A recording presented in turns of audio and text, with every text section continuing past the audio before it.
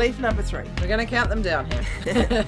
So travel is a luxury that costs a lot of money, and big destinations may only be a once-in-a-lifetime experience. So, busting that one. All right, that's gone. Okay. Our reality is we travel the world full-time for 70% less than it costs us to live at home. What? Have a think about that. 70% less than it was costing us to live in Australia, Dubai. I don't think it really matters where we were living, because I think most, particularly in Western countries where we have been living, have their certain costs, and it's cost us 70% less to actually travel the world.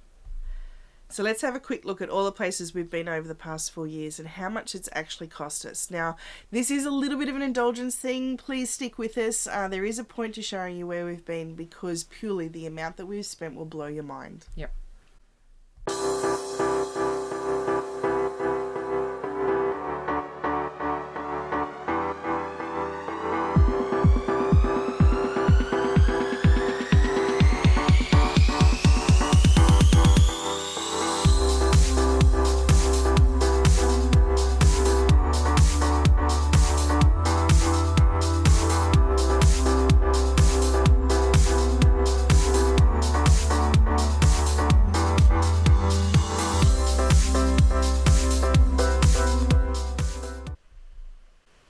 We hope you danced along to that, because we did.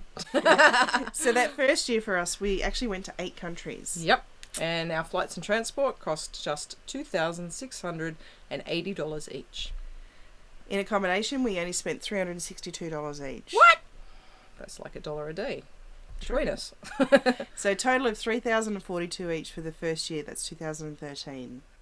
And if you're wondering how it is we did that, because we just told you we only had $300. $300.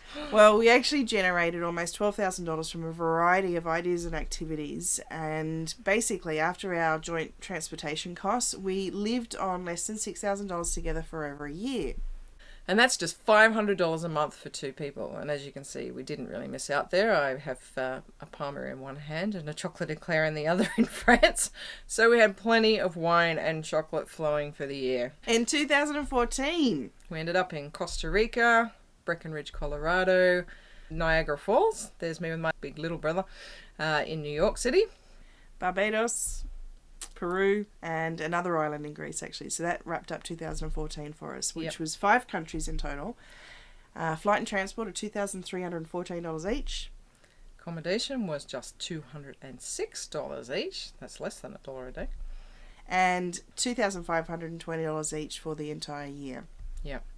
2015 took us to London, back to Breckenridge, Colorado, Mexico, New York City again, Venice, one of my favourite places. And we were back in Greece and able to swim in November, which was pretty cool. And we did have to go back to Australia. We hadn't been back for about 3 years, so it was time to head home for some family catch-ups and meeting our brand new nieces. And doing a bit of quad biking on the beach, which was really fun.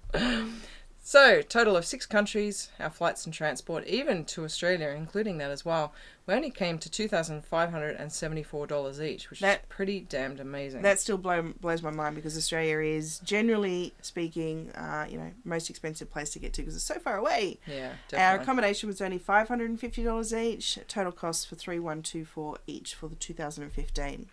So, get your dancing shoes on. We're going to show you 2016, because this is the most countries we've done in 1 year.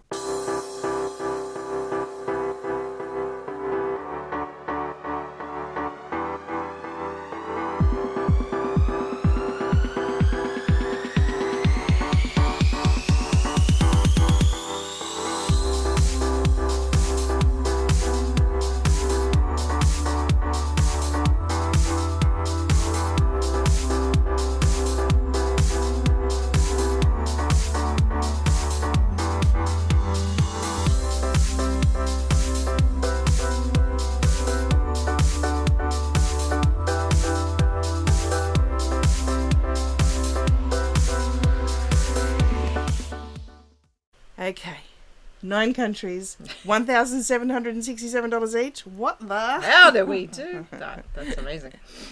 And accommodation was pretty low. I think this is our lowest for accommodation as well for a year. Yeah, $102. Total Goodness. costs for 2016 was $1,869 each. Yep, and we got our first white Christmas ever, which Very- people probably think we're completely mad, but coming from Australia, we never see the snow, so it's actually pretty exciting. It is. So totals for over the 4 years. Number of countries visited is 28. Now that includes the repeats, obviously. Flights and transport, 9,335. Accommodation, 1,220 each. And that's a total of $10,555 for 4 years. Yeah, and that's 4 years full time too. That's not, taking breaks and stuff like that as most people do. This is actually full-time travel. So that's $21,000 for the two of us for 4 years of travel. How much would our accommodation have cost if we'd stayed in one place? Exactly. So if we were in Australia, I was paying rent, which is not unusual. This is like, $350 a week. I was paying $15,600 a year in rent for 1 bedroom in a 4-bedroom shared house. So in Dubai, we picked up that beautiful apartment at the marina, which was still pretty affordable compared to what Nat was paying in Sydney. So it was just over $300 a week, so $16,000 a year in rent for a 1-bedroom apartment. Now this is rent alone, so you definitely have to add a whole lot more on top of this for your utility costs, like electricity and your internet, water, depending on where you are in the world as to whether you're paying things like gas, etc. as well. Yep. So instead, we've travelled around the world over the past 4 years at a little over the cost of renting for just 1 year, with an average annual spend of just $2,750 each. So that was averaging out over the 4 years. And naturally, we still have to eat. So we haven't included food and entertainment in there because you enjoy those things even if you're at home. Yeah. But we're not the only ones that have done this, so, this is not unusual. Talon Windwalker from onedad1kid.com told us a couple of years ago, actually, that travelling the world with his son costs a quarter of his fixed location expenses of living in the USA. Yep, and we've recently chatted to Mike and Anne, and you might know them from Honey Track. It's a very big travel blog, and they're really well-known guys. Spend, on average, just $16 a day to travel the world. But the funny part is that they actually started their travel journey as part of their honeymoon. Yes. And so they budgeted $50 a day back when they started in 2012, and pretty much now are on the longest honeymoon ever because they just haven't stopped. They just kept going. But that daily budget has gone down more and more every year. Yeah.